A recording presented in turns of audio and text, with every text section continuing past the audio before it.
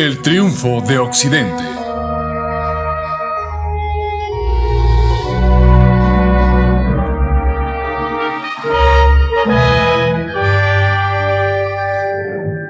Una mirada a la historia mundial. Por John Roberts.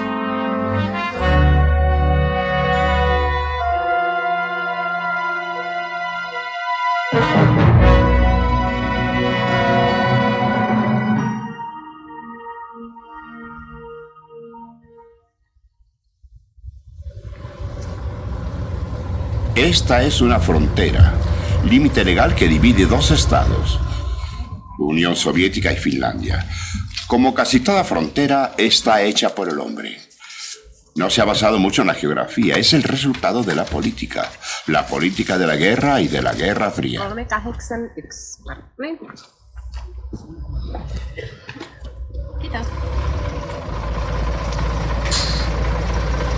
Aquí en Europa del Este, marcas geográficas claras de las fronteras son escasas. Esta es una de las razones de que la gente ha estado tanto tiempo insegura si la idea de Europa debe terminar en el este. La geografía es muy importante para poder definirnos, los límites que ponemos a nuestra civilización. Una forma en que nuestros ancestros aprendieron a verse como europeos, diferentes de otras civilizaciones, fue al notar que ocupaban un espacio particular. Y aquí en el oeste de Europa era muy fácil definir ese espacio. Después de que los moros fueron expulsados de España, entonces fue el mar quien lo hizo. De Noruega al Mediterráneo occidental, Europa y las islas cercanas fueron rodeadas por agua. Sus nombres dicen lo que esto significó. Hay una parte de Francia ya, Finistea, palabra derivada de la vieja frase latina finis terrae, el fin del mundo, o si lo prefieren, el fin de la tierra para usar otro nombre familiar. Pero en el este era más difícil decir dónde debería terminar Europa. Ahí la geografía importaba mucho menos que los hechos de la historia o la cultura. Hechos como, por ejemplo, la larga dominación de los turcos durante siglos, una fuerza islámica ajena, mucho del valle Danubio y los Balcanes, y más al norte también, donde las grandes planicies del norte de Europa se extendían al este por cientos de millas, había otro hecho histórico, Rusia. Rusia ha sido un enigma. ¿Debe o no considerarse parte de Europa compartiendo la civilización occidental o es algo ajeno?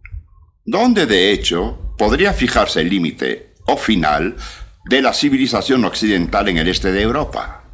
No son nuevas preguntas, ya que se han hecho durante mucho tiempo. Sería muy tonto tratar de responderlas solo en el contexto de la política e ideología de nuestros días. La raíz de las respuestas deberá buscarse en lo más profundo. Debemos recorrer, de hecho, un largo camino en la historia para ello.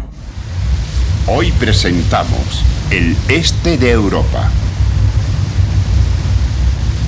Debemos regresar 1500 años o más, al momento cuando Finlandia y Rusia no existían, cuando Europa Oriental era inconcebiblemente diferente a la ciudad fundada por el emperador Constantino en el Bósforo.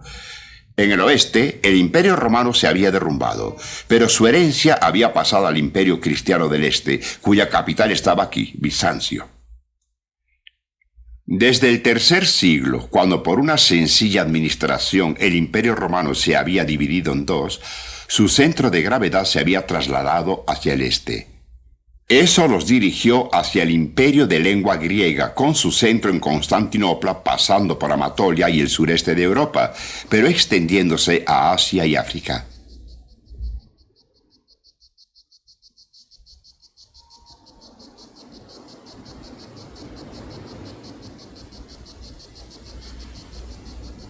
El imperio bizantino era una fortaleza, un escudo.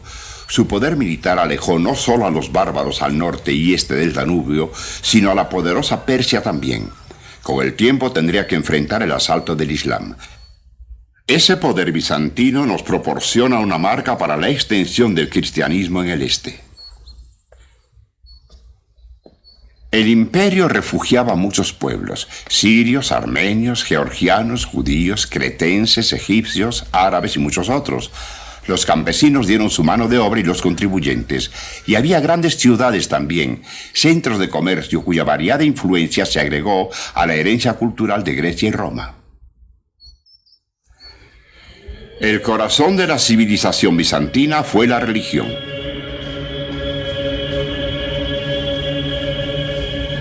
Era una fuerza que influía en todo: política, gobierno, arte, literatura.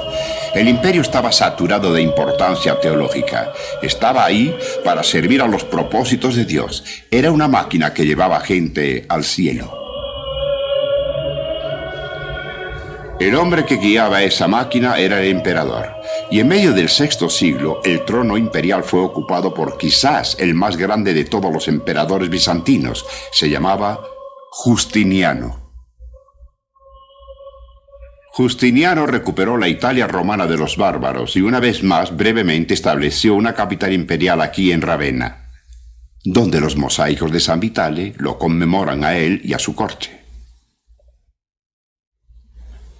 Justiniano parece haber sido completamente desagradable, engañoso, ruin, suspicaz e ingrato, pero era también ambicioso y se comportaba como se esperaba que se comportara, vigorosa y despóticamente. Con él, la autocracia bizantina se convirtió en un sistema de poder que por siglos marcaría el futuro de Europa Oriental.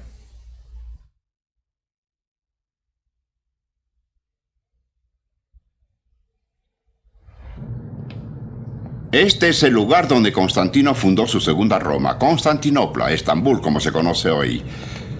Se construyó sobre una ciudad griega, Bizancio, de la cual el imperio bizantino tomó su nombre. Y fue aquí también donde el emperador Justiniano demostró y estableció la teoría bizantina de la monarquía cristiana. Esa secular y espiritual fuerza era solo una teoría que no tuvo fuerza en el oeste, pero gracias a él y sus sucesores triunfó aquí en el este. Como la vieja Roma, Constantinopla se construyó en 7 colinas. En esta, que era el sitio de la vieja acrópolis de la ciudad griega, Justiniano construyó esta gran iglesia. Santa Sofía, Hagia Sofía, la iglesia de la Santa Sabiduría.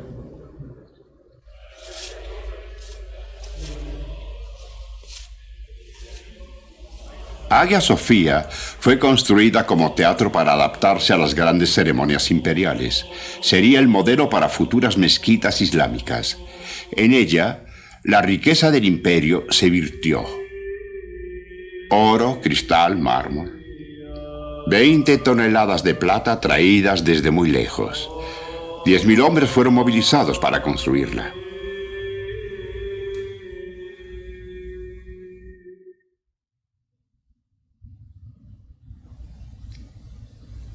Justiniano, dicen, venía a este lugar diariamente durante los 5 años de construcción.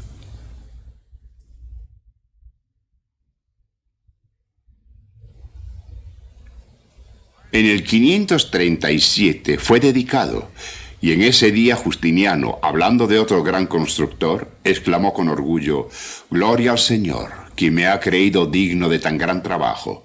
Oh Salomón, os he superado».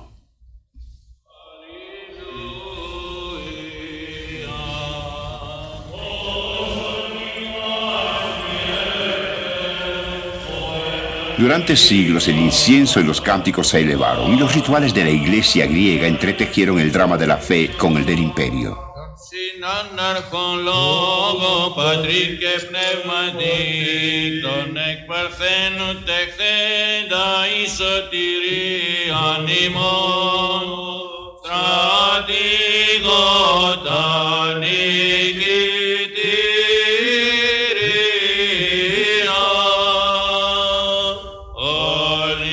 Esa fe ortodoxa, como el mismo imperio, evolucionó con el tiempo.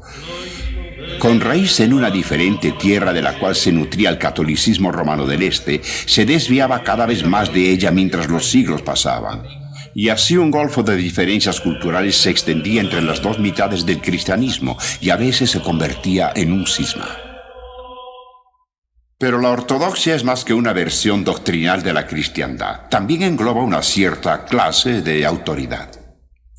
Después de Justiniano, los emperadores bizantinos fueron de alguna forma la personificación viviente de una idea particular y política, la idea de que la espiritual y secular autoridad no era separable, sino la misma, que era indivisible, localizada en la misma persona. Los emperadores del Este tuvieron una especial autoridad. Eran autócratas, únicos y supremos soberanos. Combinaron el papel de príncipe y sacerdote. Tal vez de la forma que aprendieron de emperadores del Este en Persia en vez de emperadores de la antigua Roma. Los primeros emperadores cristianos eran generalmente canonizados por la Iglesia. Tal vez se pueden ver antiguas tradiciones ahí. Los emperadores romanos paganos, después de todo, habían sido deidificados. Ciertamente otras influencias exóticas aparecieron mientras crecía la grandeza de la autoridad del emperador. Los monarcas bizantinos recibían postraciones rituales. Koutoun se llamaban como soberanos orientales.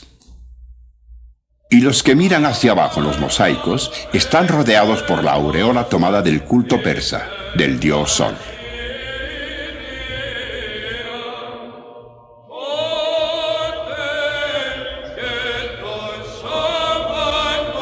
Cuando todo estaba hecho, el emperador gobernó su imperio como cristiano.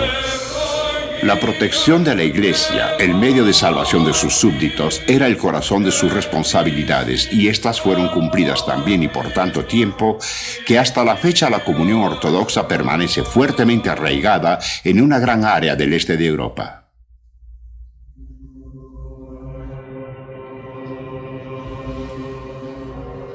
En la moderna liturgia de la Iglesia griega aún existe algo de esa época cuando el calendario del año cristiano era el calendario de la corte imperial.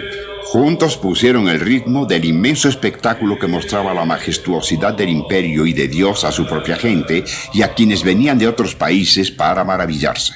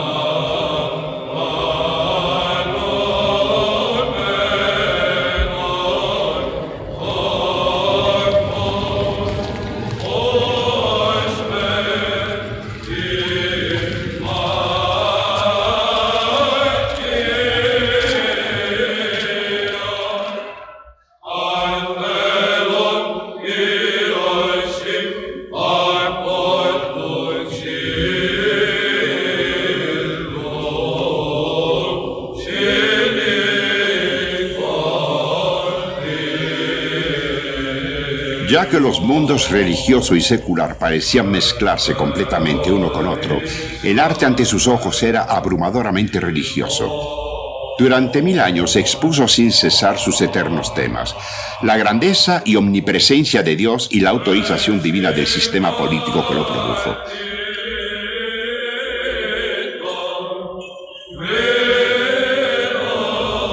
Era una notable proeza las relaciones públicas a escala internacional y milenaria.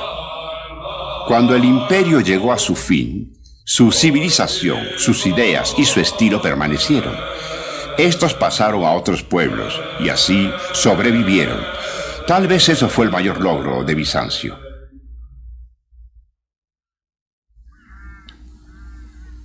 Al norte de Constantinopla hay una región alejada habitada por tribus primitivas. Los griegos les dieron un nombre que ha pasado a nosotros como eslavos. Sus orígenes son oscuros, pero se dirigieron de las planicies de Rusia y del este de Europa en el siglo V hacia donde ahora es Checoslovaquia, Yugoslavia, Grecia y Bulgaria. Fueron acosados por conquistador tras conquistador, pero siendo tenaces agricultores y sobrevivientes, los eslavos permanecieron en sus tierras. Como resultado, Europa Oriental es generalmente eslava en la actualidad. En el 865, más de medio siglo después de que Carlomagno fue coronado emperador de Roma, un príncipe búlgaro se convirtió al cristianismo, y para mí eso fue el principal evento de la historia eslava. La conversión de Khan Boris a la ortodoxia no solo fue un gran golpe diplomático para Bizancio, sino que unió a una cultura eslava en desarrollo con la Iglesia oriental.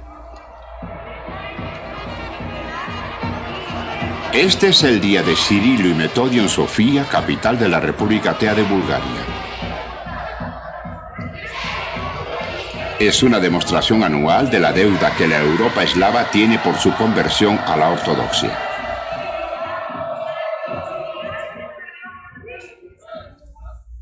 San Cirilo y San Metodio fueron hermanos, misioneros ortodoxos que han pasado a la historia como los apóstoles de los eslavos. Fueron también ingenieros culturales, hicieron letrada a la cultura eslava. Cirilo inventó el glagolítico, una escritura con la cual se podían por fin comunicar las lenguas eslavas. Era la raíz de otra escritura basada en letras griegas llamada cirílico en su honor. Y ese es el origen de los alfabetos usados en Rusia y Bulgaria actualmente.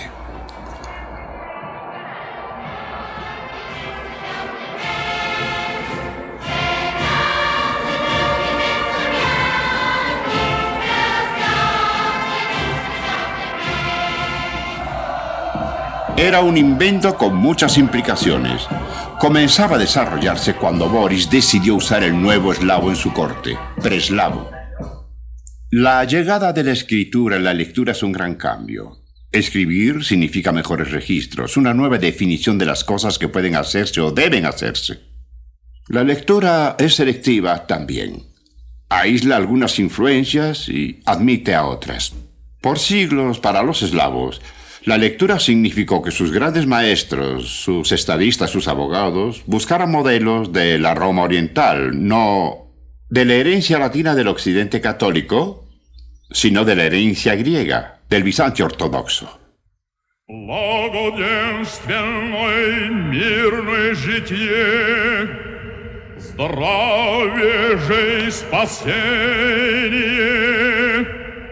И во всем благое поспешение подашь Господи. La civilización de esa herencia tenía cada vez más su propio ritmo, al margen de lo que ocurría en Europa occidental. Болгарскому народу и сохрани его на много.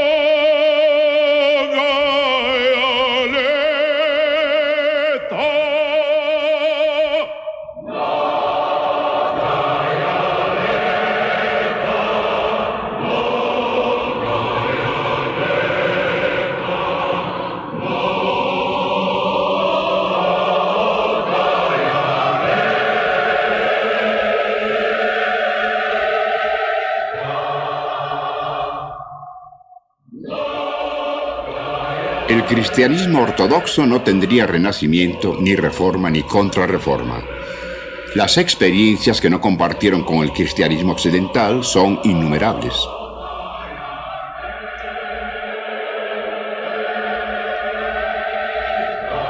No es, por supuesto, toda la historia de las diferencias entre la Europa eslava y la occidental. No es siquiera la historia del pueblo eslavo, como nos muestran la Polonia católica y Bohemia hasta ahora. Pero fue de gran importancia cómo la fe ortodoxa que fue llevada hasta las tierras eslavas, cómo los misioneros griegos más allá de los Balcanes a las planicies y bosques del norte y el este.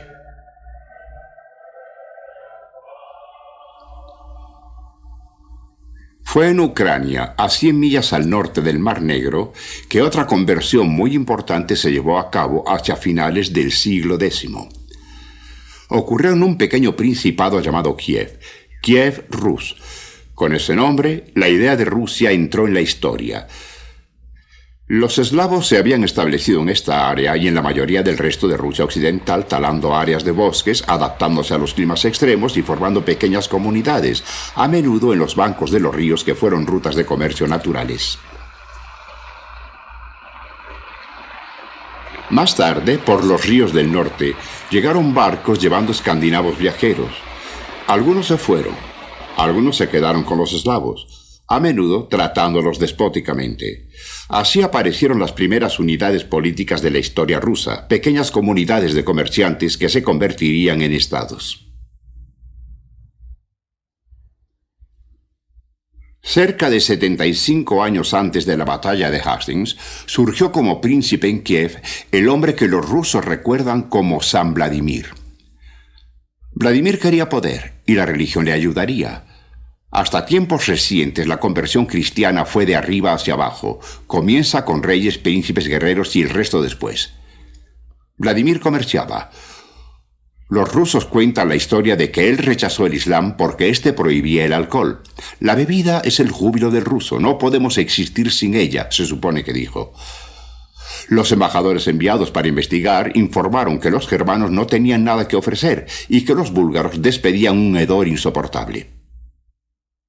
Constantinopla, sin embargo, los cautivó. No sabíamos si era la tierra o el paraíso, dijeron de Santa Sofía. En la tierra no existe esta visión de belleza y no podemos describirla. Solo sabemos que Dios habita entre los hombres.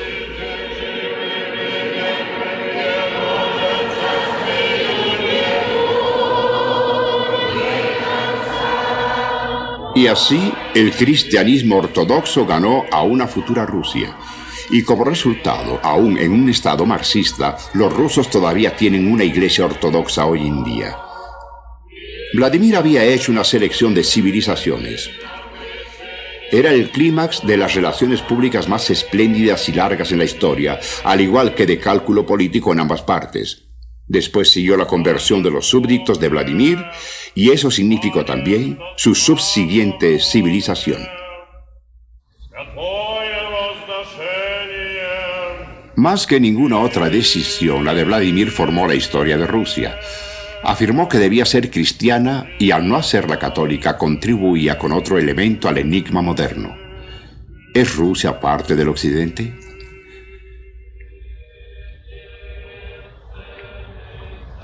Pero la formación de Rusia estaba por venir y duró siglos. La geografía podría haberlo establecido. Los pequeños estados medievales eran islas en un vasto territorio no definido de lagos y bosques y planicies solitarias. Dichos estados estaban expuestos y aislados y grandes espacios donde las fronteras solo podían definirse por las guerras. Guerras que producían leyendas y héroes. Un héroe le dio al director de cine soviético Eisenstein un tema para una obra maestra, un filme sobre los días en que los estados de la Rusia medieval enfrentaron las enormes tropas mongoles del este.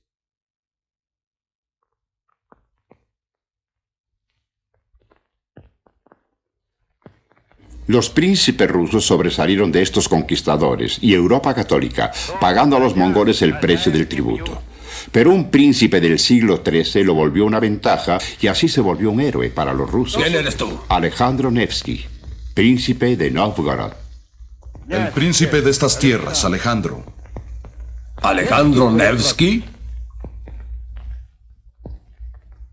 Así es. Nevsky colaboró con los mongoles con el fin de enfrentar la amenaza aún más peligrosa que vio en el occidente, la de Europa germánica y católica.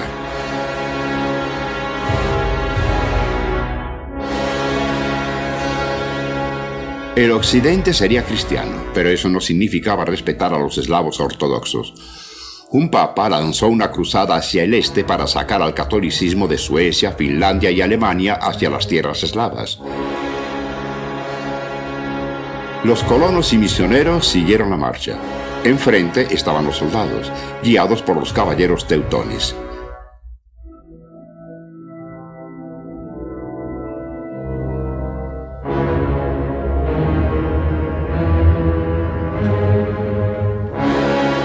Los caballeros teutones eran los pioneros en los viajes al este. Temibles guerreros de una orden de cruzados, soldados, monjes.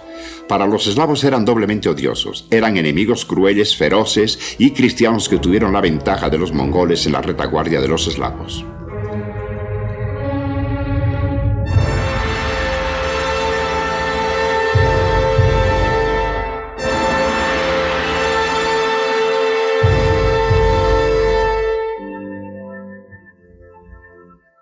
Ellos fueron el enemigo que Nevsky decidió confrontar.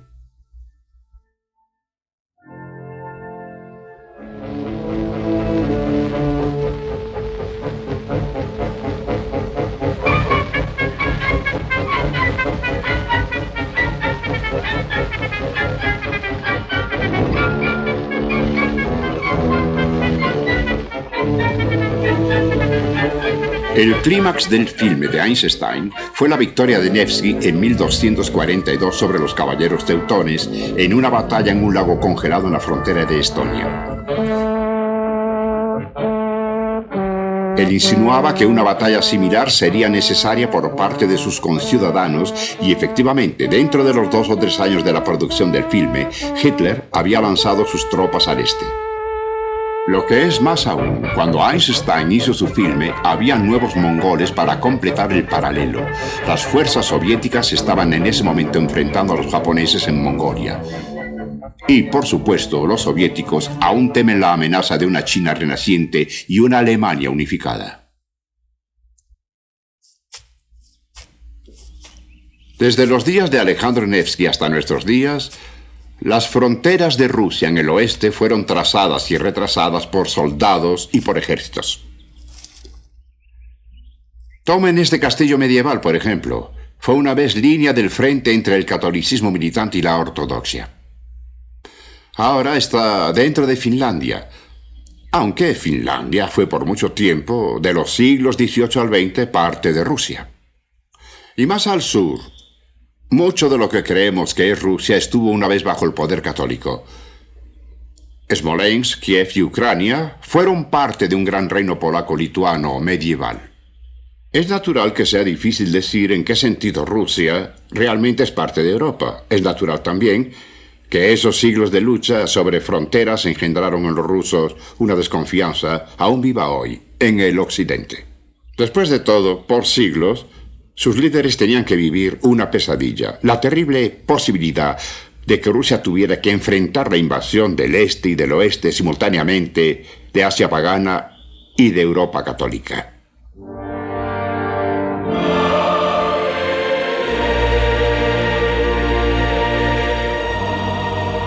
El éxito de Nevsky mostró a los habitantes de las planicies que sus espacios vacíos podrían ser defendidos, y para esto buscaron a príncipes. A su poder militar, aquellos príncipes agregaron la especial autoridad dada a los líderes por la enseñanza ortodoxa. Así que la presión de los enemigos externos y la tradición bizantina autocrática llevó a la Rusia medieval a la centralización y al poder del Estado. Después de la victoria épica de Nevsky, Novgorod hizo más que sobrevivir. El Estado se volvió permanente y estable, y sin embargo, perdería el liderazgo de los principados rusos en los siguientes 2 siglos para otro Estado, Moscovia. Pero eso fue después de otro gran cambio, la caída de Bizancio. Después del saqueo de Constantinopla por soldados cristianos del oeste en 1204, el imperio nunca logró recuperarse. Las anteriores pérdidas de territorio continuaron hasta que en el siglo XV la ciudad imperial, rodeada por estos muros, fue casi todo lo que quedó de su antiguo esplendor.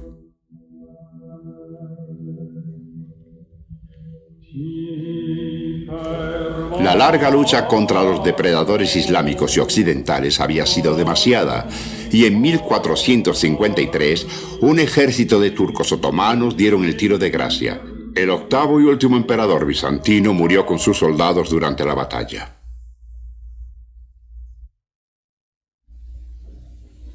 El conquistador estableció su trono, rezó en Santa Sofía y la gran iglesia se volvió una mezquita. Así, la Segunda Roma fue la capital de un nuevo imperio musulmán.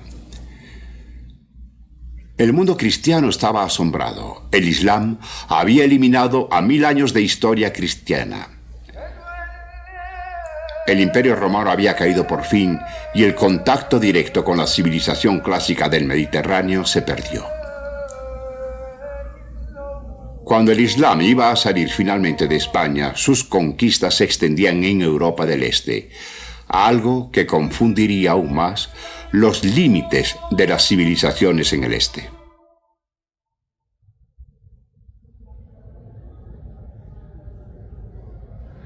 Los turcos otomanos eran fervientes musulmanes, tal vez porque habían vivido mucho tiempo en Asia, entre el cristianismo y los mongoles paganos. Ellos aprovecharon las oportunidades proporcionadas por la caída de ricos imperios y crearon su propio sistema imperial al establecerse. En lugar de Bizancio, los sultanes otomanos crearon una civilización islámica gobernada desde Estambul. Como su predecesor y víctima, el Imperio Otomano debía tener una larga vida y una lenta decadencia. Su colapso final llegó solo en la memoria de la gente aún presente.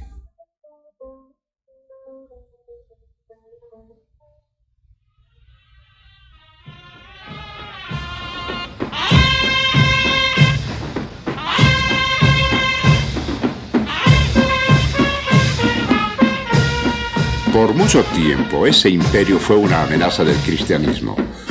Los otomanos eran, de hecho, los últimos no europeos en poner a Europa a la defensiva hasta este siglo. Su gran ejército era guiado por los valientes jenízaros fanáticos.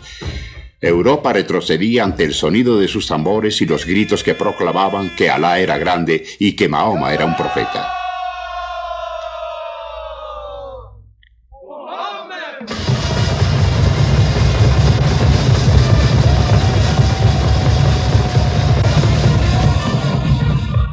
Guiados por los jenízaros, los ejércitos otomanos disfrutaron un par de siglos de conquistas después de la toma de Constantinopla.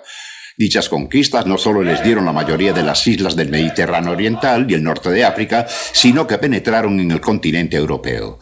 Tuvieron el control de Grecia, los Balcanes, invadieron Hungría y Ucrania y llegaron hasta los límites con Polonia y Rusia. 2 veces estuvieron a las puertas de Viena.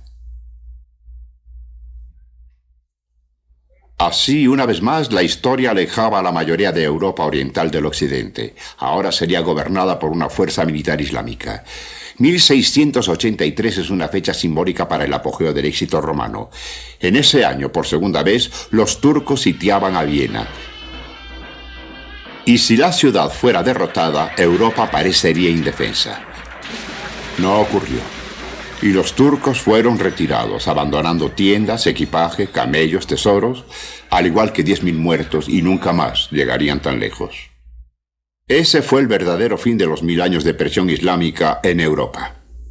Por otros 2 siglos, el Imperio Otomano retrocedió hasta que finalmente se derrumbó al final de la Gran Guerra. Y eso significó que por mucho tiempo, el sultán de Turquía gobernaría muchos europeos y grandes regiones de Europa. Y esta es la razón de que mucha gente pensó que Asia comenzaba ahí justo después de Viena. Era diferente civilización. Muchos de sus habitantes eran musulmanes. Aún lo son. Solo hace unos años se podían ver personas con su singular atuendo en Yugoslavia. Y existía el gobierno otomano. Los europeos del occidente pensaban que el sultán era el epítome del despotismo. No podían ver en Turquía ninguna de las libertades civiles o privilegios que daban por hecho en Europa occidental. El gobierno turco podía ser cruel y severo. El empalamiento era una forma muy detestable de castigo y lo practicaban comúnmente los turcos de Europa. A comienzos del siglo XIX, en ese tiempo, podía comprarse una muchacha serbia como concubina en los mercados de esclavos de Belgrado. Tal vez Europa del Este nunca llegaría a ser como Occidente. 300 años de régimen ajeno solo marcaría más las diferencias existentes. La mayoría de la región es montañosa y desierta. Los idiomas son diferentes a las lenguas latinas y teutónicas de Occidente. Y, por supuesto, los súbditos cristianos de los turcos no eran católicos romanos, sino creyentes ortodoxos. Los otomanos no eran intolerantes y a los cristianos como a los judíos se les permitía practicar su religión, aunque a veces construían sus templos en forma anónima, lo cual ocultaba su función. Pero los cristianos no podían buscar la protección en tiempos difíciles de un líder en Constantinopla, ni tampoco en Roma. Así que la buscaban en otro lado, en una iglesia con la cual compartieran doctrina, liturgia e idioma, el nuevo enfoque de la ortodoxia, Moscú. Moscovia era ya el estado ruso líder cuando Constantinopla cayó ante los turcos.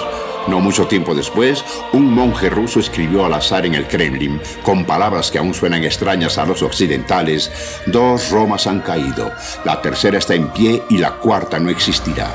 Tú eres el soberano cristiano del mundo, el Señor de todos los fieles cristianos.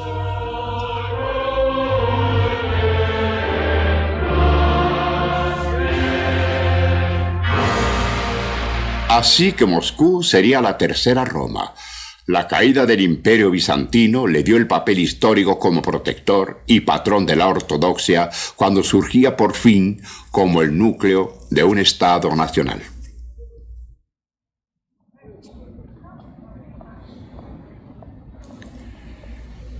Desde el Kremlin, el verdadero fundador del Estado ruso gobernó tierras que al final de su reinado se extendieron hasta los Urales. Este era Iván el Grande, quien llegó al trono en 1462. Fue el primer mandatario ruso llamado zar, palabra tomada del imperial César. Fue él quien adoptó el águila bizantina de 2 cabezas como la insignia de la realeza rusa. En un aspecto, la monarquía rusa nunca cambió después de Iván. Hasta su desaparición en 1917 fue una autocracia, una monarquía estilo bizantina, y su líder disfrutaba de poderes divinos, siendo el único autor de la política, el guardián de la religión cristiana.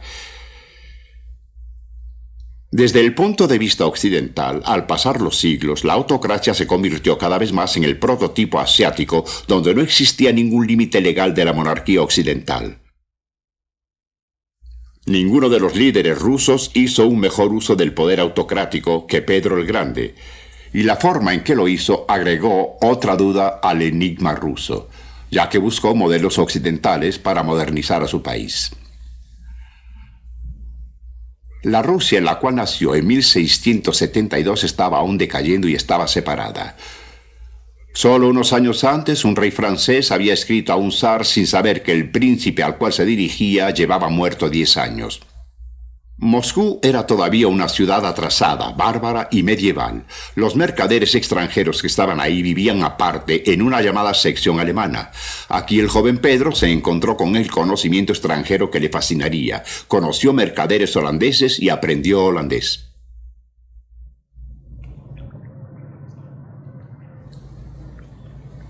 En su juventud, la República Holandesa tenía mucho poder. Su riqueza e imperio tenía base en el comercio marítimo y fuerza naval. Pedro estaba decidido a ir a Europa Occidental y en particular a los Países Bajos.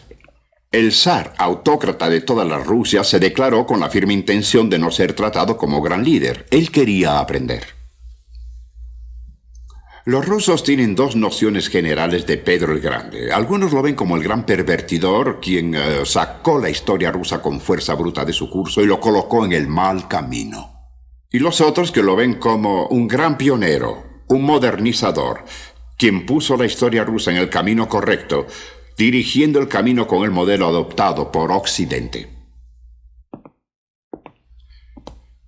Pedro llegó a Europa Occidental en 1697, llegó a Holanda y por un tiempo corto vivió en una cabaña en la villa de Zaandam. Él viajaba de incógnito, pero no debió ser fácil, porque medía más de 1,80 m y sobresalía de todo su séquito. Debe haber agachado su cabeza en esta puerta muchas veces. Él vino a Holanda porque estaba fascinado por la construcción de barcos. Vino a trabajar en los astilleros para aprender, como dijo, todo lo que un buen carpintero debe saber. Desde su juventud estuvo fascinado por la idea de que en Europa Occidental estaban de alguna manera las llaves del poder, llaves que están en la tecnología, técnica, ciencias, educación y matemáticas de las sociedades occidentales. Y él quería esas llaves del poder para Rusia, para permitirle jugar su propio papel en Europa y para sacarla de su atraso. Debió ser casi el único ruso de su época que pensaba en términos de modernización al mirar al occidente y aprender de él. Y cuando Pedro regresó a Rusia, la autocracia fue puesta en servicio en la causa de la modernización, que significaba occidentalización. Los boyers, la nobleza, no quisieron sus reformas, pero obedecieron la autoridad divina. Si era necesario cortar sus barbas para simbolizar romper la tradición, así lo hacían. Si tenían que dejar su traje tradicional de la corte, obedecían. El autócrata lo había ordenado. Y Pedro hizo de la nobleza rusa algo que no eran las noblezas occidentales, un instrumento de la autocracia, dando rango al servicio, no al nacimiento. Pedro dejó una huella de otras formas. Fundó la primera escuela no eclesiástica en Rusia, fundó una academia de ciencias y formó un ejército que hizo de Rusia el país más poderoso de Europa Oriental. Pero el símbolo más visible de su misión para occidentalizar fue hecho en tierras conquistadas de Suecia, San Petersburgo. Esta sería la nueva capital de Rusia.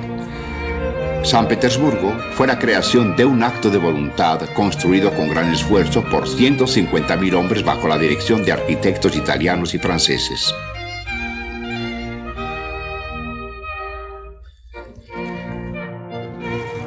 Era una ventana al occidente, un rechazo deliberado de Moscovia y sus tradiciones atrasadas.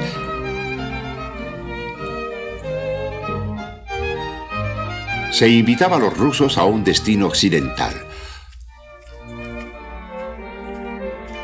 Durante 200 años, Rusia sería gobernada desde San Petersburgo. Solo en 1918 el gobierno se cambiaría a la región desolada de Moscú. Pero ¿hasta dónde la modernización de Pedro penetraría en la tierra obstinada de la madre Rusia, la Rusia de agricultura primitiva y de millones de siervos analfabetos? La Rusia del siglo XIX estaba siempre muy atrasada para responder rápidamente a ideas de reforma de cualquier tipo. Sumida parecía siempre por su misteriosa religión y la pobreza e ignorancia de su gente. Algunos intelectuales llamados innovadores pensaban que el país debía alejarse de lo antiguo hacia Europa occidental.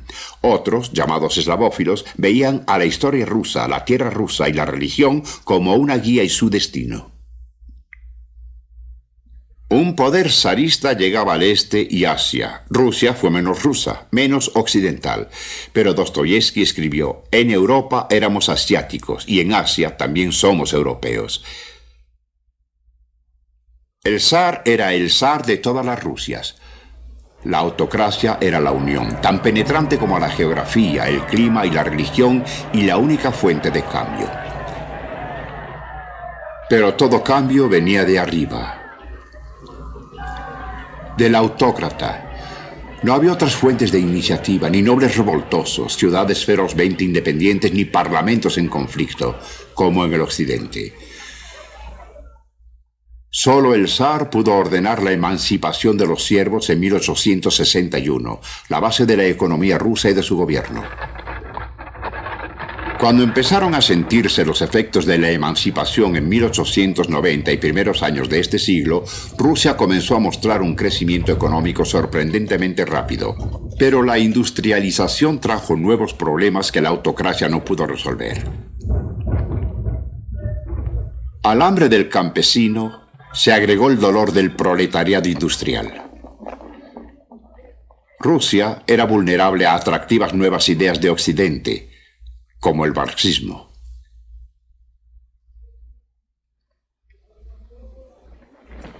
Por todo esto, en 1914 Rusia tenía una gran fuerza militar, tanta que el ejército alemán estaba ansioso por enfrentarse mientras sentían que aún podían vencer, y la guerra comenzó, lo que aplastó la autocracia y detonaría la revolución de 1917, lo que la mitología histórica rusa trata como el nacimiento de una nueva era.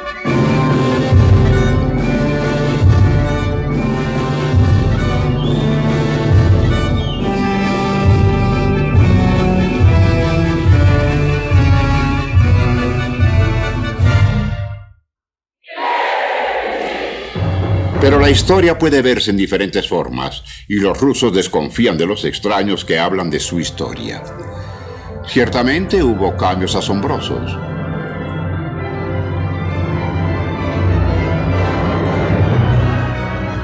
El águila de dos cabezas pasó a la historia. Claramente un gran evento había ocurrido. Un imperio había caído. El poder más fuerte del Oriente estaba fuera de acción. Nadie supo por cuánto tiempo. Un nuevo régimen surgió, la Rusia bolchevique, con una nueva ideología occidental, el comunismo marxista, ateo y materialista, muy opuesto a la vieja y religiosa Rusia. Eso fue ciertamente un gran cambio, anunciando una nueva era de política mundial, pero algunas cosas no cambiaron. Rusia, después de todo, no surgió del despotismo a la democracia y libertad, cambió de una autocracia a otra.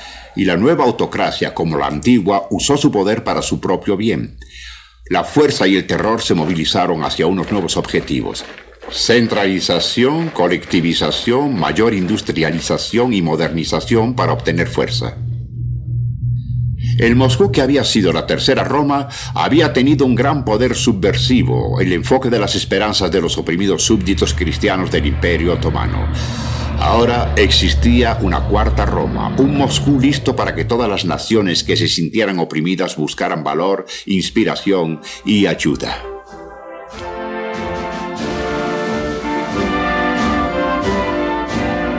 Los recursos y energías del nuevo superestado tendrían que ponerse detrás de la cruzada, una reencarnación de las viejas pretensiones mesiánicas de la Rusia zarista. Pero esta vez, la fe que llegaría a las cuatro esquinas del mundo no era el cristianismo ortodoxo, sino la revolución marxista.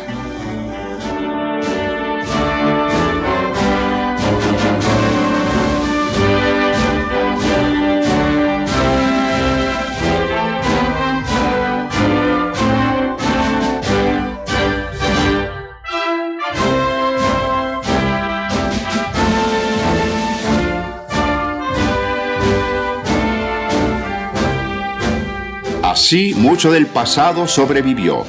Desde 1917, la historia antigua de Rusia no había cesado de moldear el comportamiento ruso, su personalidad y sus actitudes hacia el resto del mundo. Tampoco había dejado de afectar la forma en que otros países la percibían.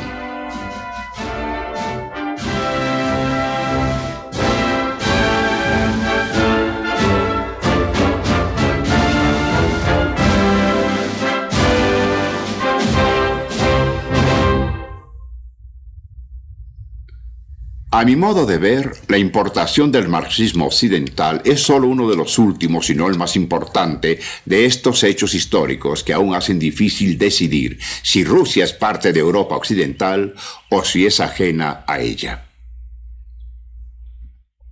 La frontera rusa no es una buena respuesta a la pregunta ¿en dónde termina Europa? El marxismo fue solo la última parte en 1000 años de relación entre Rusia y el resto de Europa. Rusia se siente inquieta y suspicaz cuando mira al occidente, pero para los asiáticos y africanos, o para muchos de ellos, parece solo otro poder rico, avanzado y progresista, aunque haya reñido con otros miembros del grupo, y a veces parece ser un rico, avanzado y progresista imperialista occidental también. ¿Y qué hay de la otra frontera que va al sur de aquí de Finlandia y corta Europa en dos, dando la vuelta a la mitad de Alemania, yendo hacia el sureste hasta llegar al Mar Negro, la frontera de la Guerra Fría? Bueno, eso es muy significativo, pero no divide a dos civilizaciones. En ambos lados de esa línea hay países unidos por sangre, lenguaje, religión y por cultura. 1000 años de historia no se perdieron porque el Ejército Rojo llegó a alguna parte en 1945. La civilización europea cruza el alambre de púas y lo hace porque vive en la mente de los hombres. Para entender esas mentes se debe explorar su historia. Debe considerarse la migración y la colonización, el trabajo de hombres como Vladimir y Justiniano, el legado del Imperio Bizantino y el legado de los otomanos en Europa, y más, mucho más. La pregunta ¿en dónde termina Europa? No va a olvidarse.